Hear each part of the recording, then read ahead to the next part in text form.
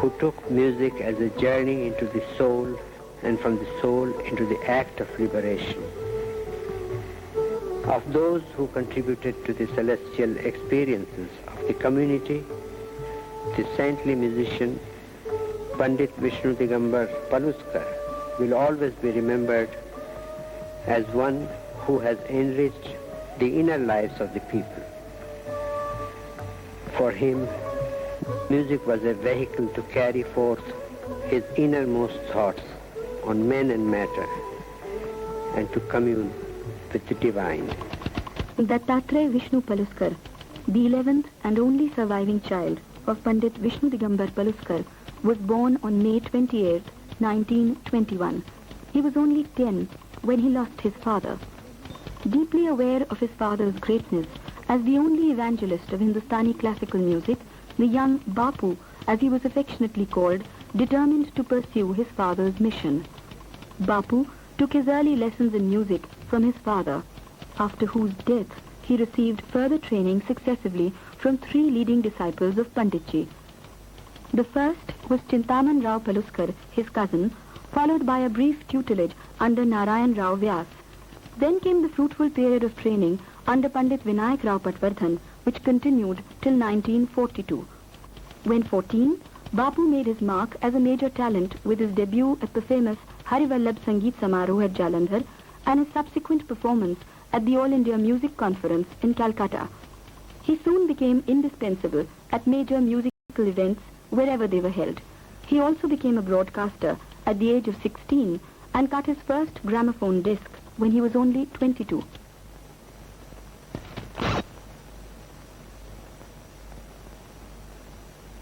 Paluskar was only 34 at the time of his death. Merely to say that his premature death brought a musical career of immense potential to a tragic end is not enough. Promise is perhaps just not the word for Paluskar. For even within that brief span of life, he had blazed a trail of glory as a pioneer in the post-freedom resurgence of Indian music, as a representative of the new race of young vocalists ready to shoulder the mantle of departing masters.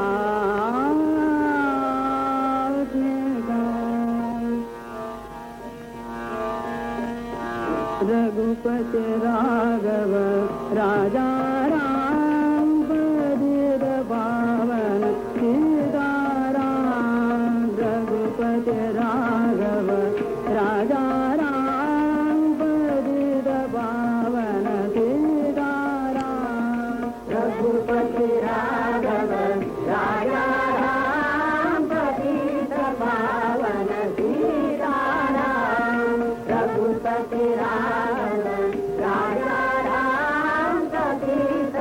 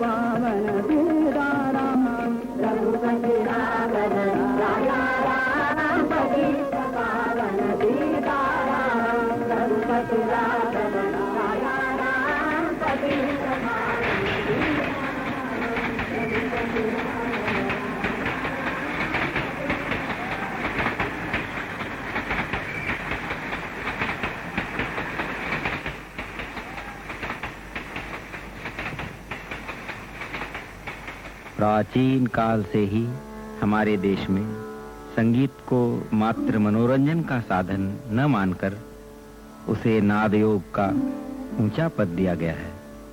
यहाँ तक कि नाद ब्रह्म की साधना में ही साक्षात ब्रह्मा, विष्णु और महेश की उपासना निहित मानी गई है। इसी कारण पंडित विष्णु दिगंबर पलुस्कर प्रभु प्राप्ति का सोपान मानकर ही नाद ब्रह्म के परम उपासक बने। पंडित जी श्री राम के अनन्य भक्त थे। विरासत के रूप में प्राप्त इसी राम भक्ति व नाद ब्रह्म की उपासना को जागृत जीवित रखने का श्रेय है उनके एकमात्र पुत्र पंडित दत्तात्रेय विष्णु पलुस्कर। जून सन 1935 की बात है।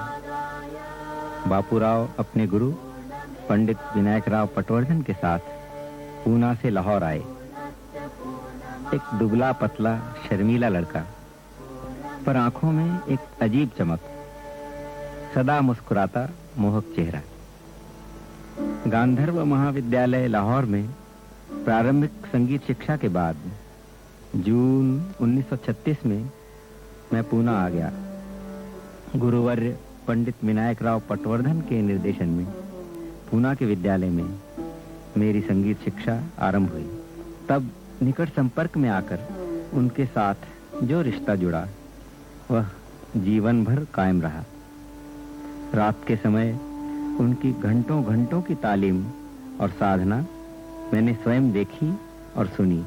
शुरू में उनकी गायकी में गुरु की छाप पूरी तरह दिखाई देती थी, पर धीरे धीरे कली का पूर्ण विकास होता गया। शुद्ध वाणी व शुद्ध मुद्रा, ग्वालियर घराने के इन अनिवार्य तत्वों का पूरी तरह निर्वाह करते हुए अनेक घरानों व कलाकारों की खूबियों को आत्मसात कर उन्होंने अपनी सृजन प्रतिभा द्वारा एक अनोखी गायकी का निर्माण किया।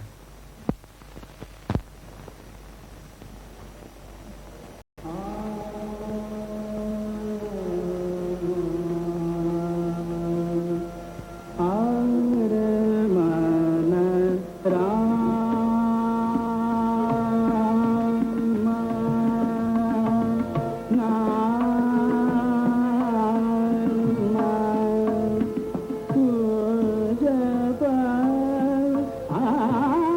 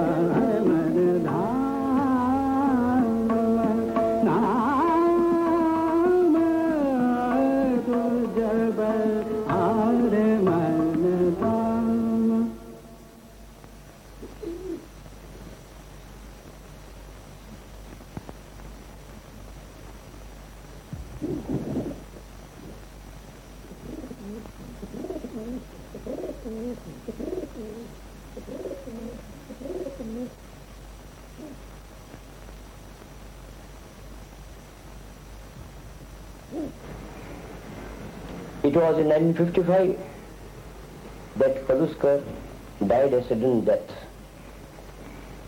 But I still mourn his loss, like so many other music lovers all over the country, who had the pleasure and privilege to listen to him in flesh and blood in those days.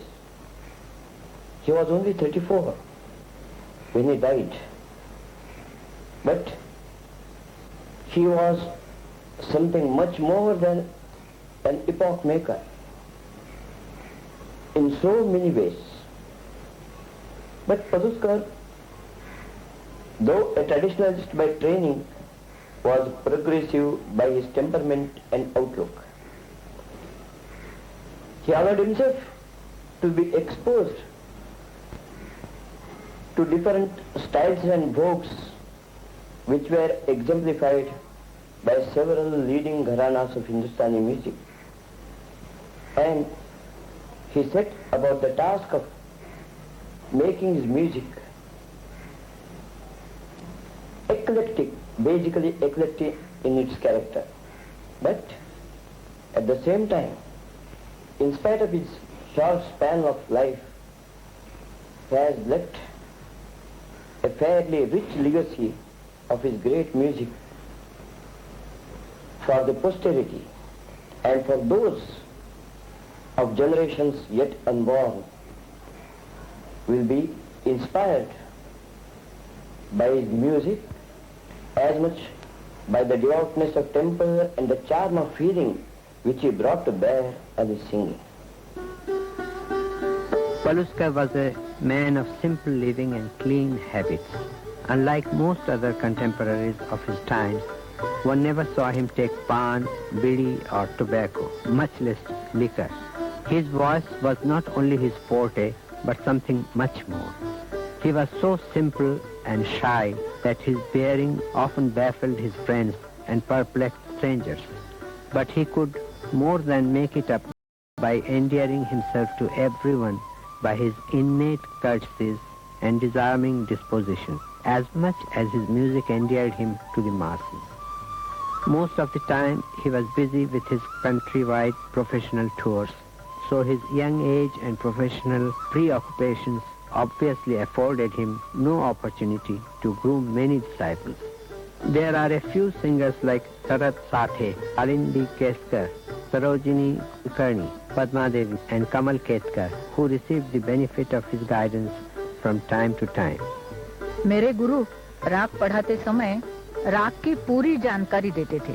वे राग एक दूसरे से किस प्रकार भिन्न है ये भी बहुत ही सरलता से और स्वयं गाकर स्पष्ट करते थे। राग विस्तार में आलाप, तान, बोलतानों का उपयोग किस ढंग से और कितनी मात्रा में होना चाहिए यह भी बताते थे। At present the Paluskars live in Pune and just like their father they lead a simple life in a quite unassuming manner. It is ironical and sad that both his son and daughter did not take to music as a profession or hobby, though they are well settled in life.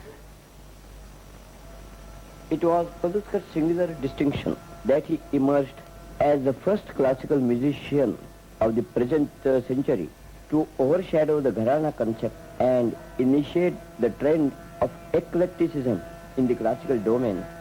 His countrywide professional tours naturally brought him into constant contact with many leading lights of other Gharanas. These served to broaden his Catholic outlook and widen his musical horizons. The result was such an uncanny synthesis of some of the best virtues of the classical singing styles of North India. This also incidentally explains why the rich variety of boltans and tans of the Agra and Atrauli Jaipur Gharanas also found eloquent expression in his khayal improvisations. One more facet must be mentioned, that was Paluskar's musicianship. Even though he was basically a product of scholastic education, he managed to steer clear of its dangerous limitations. Long years of training from great teachers Their music schools did not blunt his creative propensities, nor could it formalize his performing ability. He remained a performing artist from start to finish. जब जानक नाद बहार करे जब जानक नाद बहार करे तब कौन बिगाड़ करे नर तेरो जानक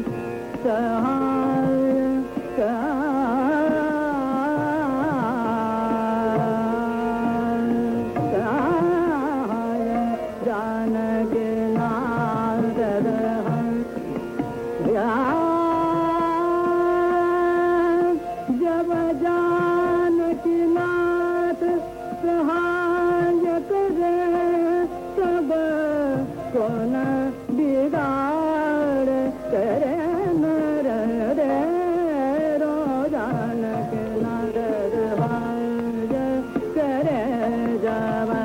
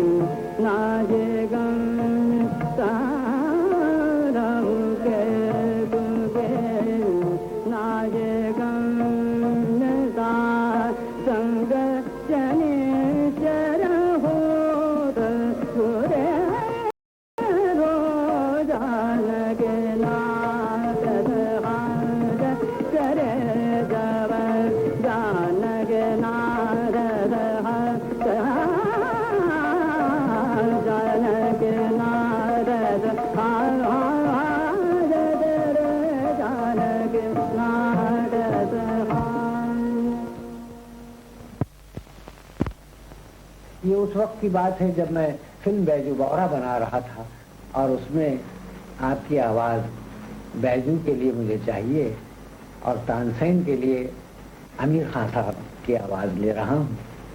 अगर आपकी इनायत हुई, आपका करम हुआ तो मैं कलाकार तो नहीं हूँ, कलाकार बन जाऊँगा छोटा मोटा।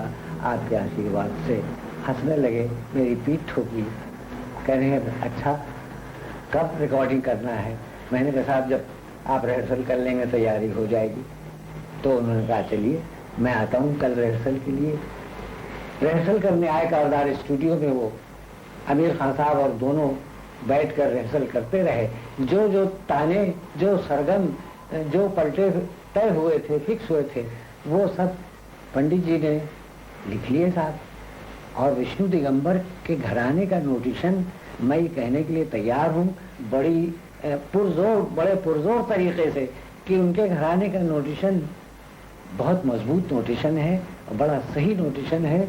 उन्होंने एक एक तान, एक एक मुर्की, एक एक गिटकरी, एक एक फंदा ऐसा लिखा कि स्टाफ नोटिशन के मुकाबले का वो नोटिशन मैंने मान लिया। जैसे कि पंडित भातखंडे जी का नोटिशन है, ऐसे ही विष्णु दिगंबर के घराने का नोटिशन भी है। लेकिन मुझे अफसोस है इस बात का कि वो नोटेशन ज्यादा मकबूल क्यों नहीं हुआ, लोगों ने क्यों नहीं फॉलो किया। खैर वो इस कदर डूब कर गाए, ऐसा यानी गाना उन पर सवार नहीं हुआ, वो गाने पर सवार हो गए। गाना ऐसा काबू में रख के उन्होंने जो गाया है साहब, और आखिर की वो तान जहाँ पत्थर पिघलता है, उसके लिए तो साहब उन्होंने जो जान लड़ा दी उसके ऊपर। मैंने कहा पंडित जी यहाँ ये सिचुएशन है, वो पत्थर से धुआं यूं आएगा, पानी से धुआं, पत्थर पिघलने लगेगा, तो तान कायम रहना चाहिए, ऐसी गरारी की तरह गिटकरी घूमे गले में आपके, कहने लीजिए। और वो साहब उन्होंने किया, और मैं क्या अर्ज करूं, आज तक वो गाना लोगों के लिए जिंदा है।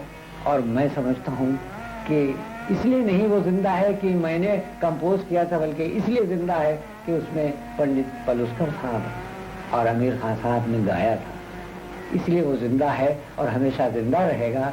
और एक चीज ये अर्ज करूंगा कि बहुत से लोग ऐसे होते हैं जिनके जाने के बाद उनकी जगह भर जाती है, कोई दूसरा आके उस कुर्सी पर बैठ जाता है, लेकिन कुछ लोग ऐसे होते हैं कि जिनकी हमेशा जगह खाली रहती है।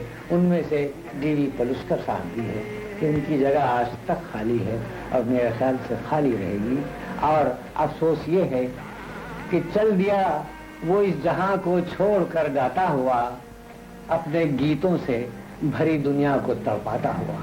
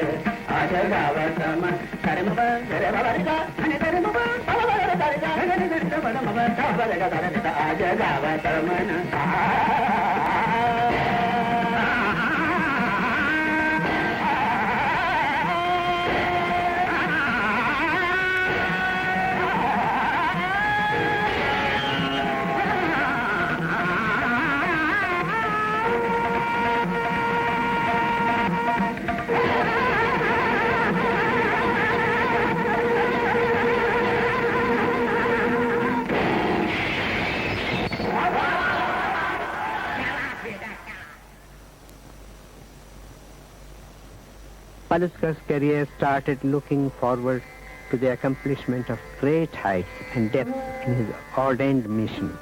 Yet all his life, the element of mystery seemed to be ever present, beginning with his birth and continuing even after his death.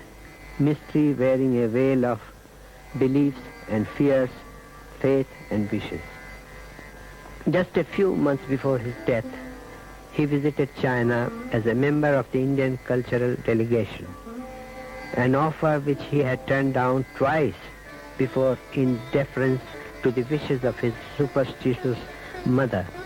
But this third time when the offer was repeated, the mother reluctantly agreed, and tragedy befell.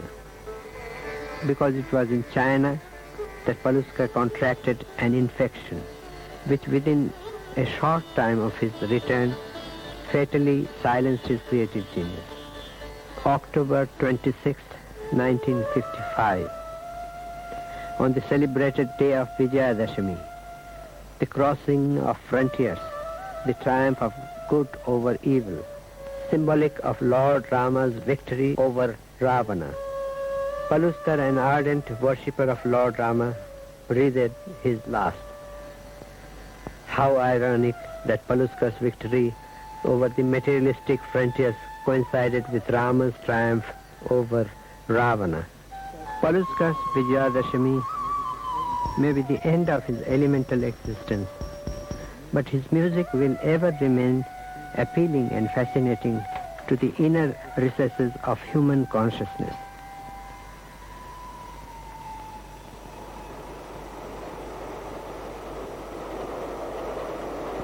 यह थी मेरे मित्र पलुस्कर की कहानी। साधारण भाषा जहाँ समाप्त होती है, वहाँ आरंभ होती है नाद की शाश्वत और सार्वभौम भाषा। पलुस्कर का सारा जीवन नाद की गहराइयों की खोज में समर्पित था, जिसका सपना मैं सदा देखता रहा।